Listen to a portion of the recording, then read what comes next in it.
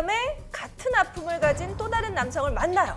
그런데 이 만나는 남성에겐 유학을 하고 있는 아들이 있는 상황이었죠. 그래도 두 사람은 살림을 합쳐서 신혼생활을 시작합니다. 그러니까 이게 사실혼 관계라는 거죠.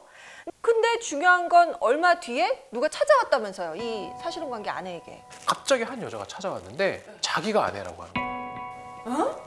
그러니까 이 지금 사실혼 관계에 있던 여성분은 아니 이미 이 남자가 이혼한 줄 알고 지금 같이 살고 있는 건데 갑자기 진짜 아내라는 사람이 찾아오니까 정말로 충격적인 그런 상황이 됐던 거죠. 근데 이게 지금 보면 이런 얘기가 나와요.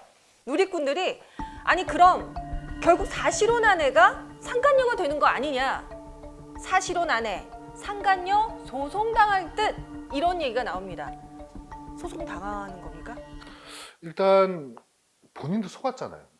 본인도 처음에 속았어요. 그런 경우에서까지 상간녀로서 어떤 그 소송을 당해서 손해배상을 전처에게 해야 된다라고 한다면 너무 부당하겠죠, 그죠? 결국은 배우자가 있는 것을 알면서도 계속 그런 어떤 관계를 유지했느냐, 그게 가장 큰 쟁점이 되겠죠. 그러면은 상간녀 소송을 할 수 있는 뭐 기간 같은 것도 있어요? 뭐 언제까지 해야 된다? 이제 상간녀 소송은 이제 우리가 흔히 민법상 불법 행위에 기한 손해배상 소송으로 분류할 수 있거든요. 그러한 불법 행위가 있음을 안 날로부터 3년 또는 그걸 몰랐다. 예를 들어서 전혀 몰랐다라고 하면 그 있은 날로부터 10년인데 이 사건 같은 경우는 이제 알았잖아요. 네. 불법 행위가 있음을.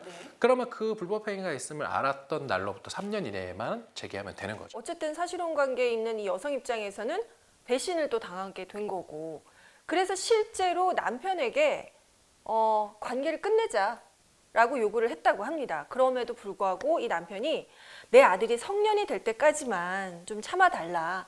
그때 완전히 정리하고 너와 살겠다라고 얘기를 해서 이 사랑이 참 문제예요.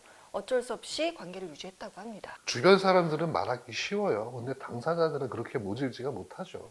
이게 참 힘든 지점인 것 같아요. 왜냐하면 그때 그냥 헤어졌다면 사실은 오늘 이 자리에서 우리가 이런 얘기 안 해도 됐을 것 같아요. 그런데 이제 아내가 찾아온 이후에 이 사실혼 관계에 있던 여성분이 했던 선택이 다른 또 이야기들을 낳게 되더라고요. 근데 어느 날 어머나 갑작스러운 교통사고로 남편이 사망을 하게 됩니다.